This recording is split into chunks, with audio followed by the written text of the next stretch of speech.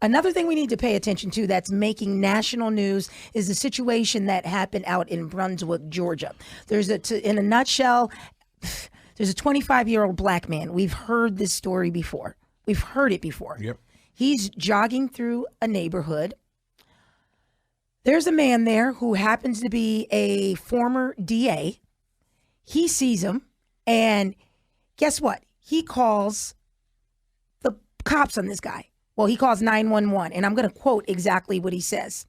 He says, where is it? He says, I'm out here at blah, blah, blah, and there's a man running down the street. And he goes on to call his son, who grabs a rifle. He himself has a handgun, and they want to make a citizen's arrest because there's reports of a black man burglarizing parts of that area, and they think this could be the black man. Right. And what happens from there is tragic. Tragic. And let me say this. Tragic. Let me say this.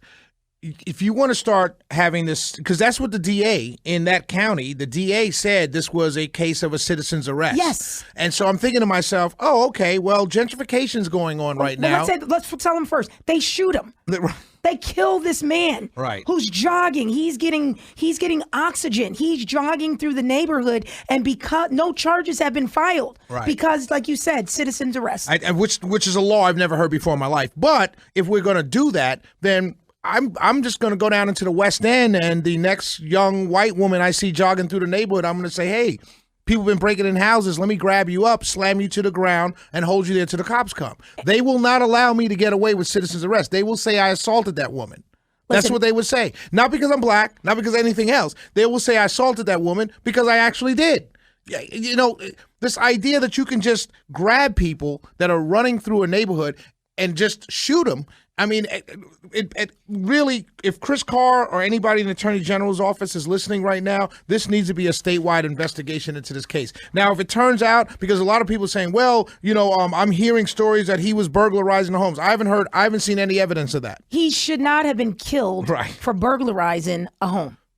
Okay? Let's not say that, because we don't know that he had. No, but I'm saying at that time he was jogging through a neighborhood. Right, exactly. It's, hello, I see a black man. He's running through neighborhood. We think he's the guy. Can you come check? And then we probably would have had an issue too. It would have been a problem because, black man can't run through a neighborhood. Right. But I'd rather that have happened. Right, me too. And the man still be alive than him to be dead. Absolutely. So it's a big deal. And again, you got political political things going on here, because the guy who shot him, his father's a former DA. And is the father and son together in that particular area. And you can't tell me that former DA doesn't know and is good friends with the sheriff and all of that stuff. I'm telling you, Chris Carr, if you guys are listening, if you running, Chris Carr is rumored to be running for governor when Kemp's term is up after the second term. I mean, he's statewide office. He's a good guy. Let me say that first. He's a very good guy, very fair guy, and I support him. But let me tell you, if you really, really are serious about going after the African American vote, pay attention to this story and dig deep, because let me tell you something.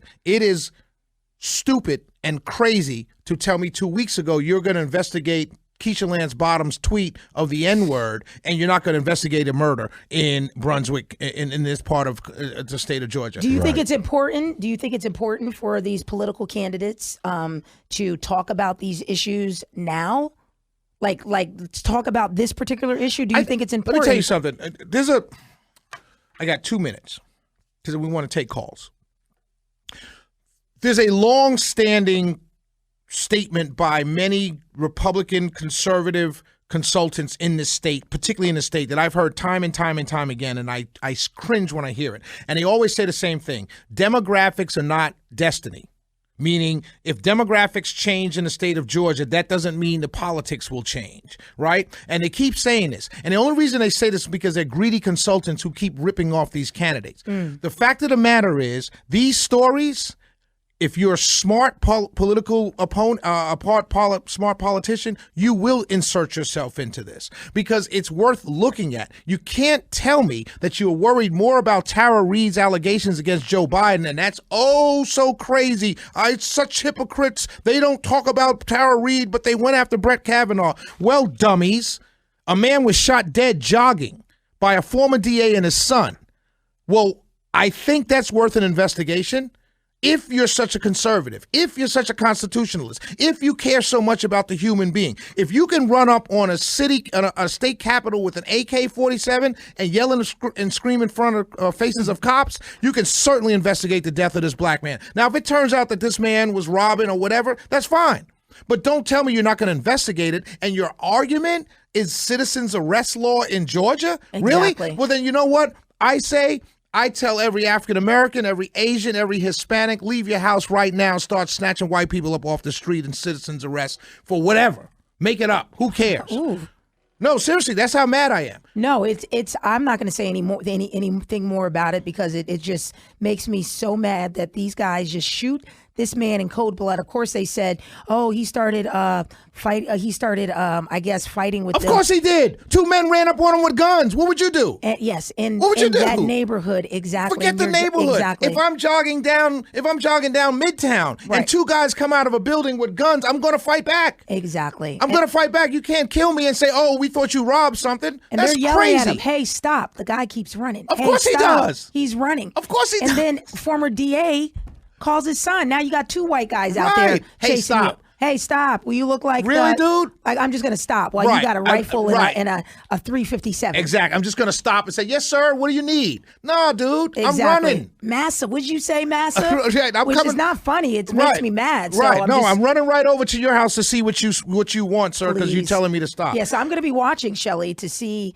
if people talk about, if these candidates actually bring this up, because they're talking about it around the nation. It's sickening, man. It really is. And cases like this happen all the time. And this pandemic is showing me that, and I'm going to say this, I'm a conservative, but this pandemic is showing me that a lot of conservatives, particularly conservatives on talk radio, tend to be conservatives only when it affects their personal life. Yeah, it's true. Good Tends stuff. to be only conservative when it affects their personal life. When it's something else, oh, people have freedom we want to leave the house, we want to go, that's fine. Leave the house. But you can't tell me as a conservative that you don't see anything wrong with this. Yep. You can't. And not talk about it. And not talk about it. Right. 448-720.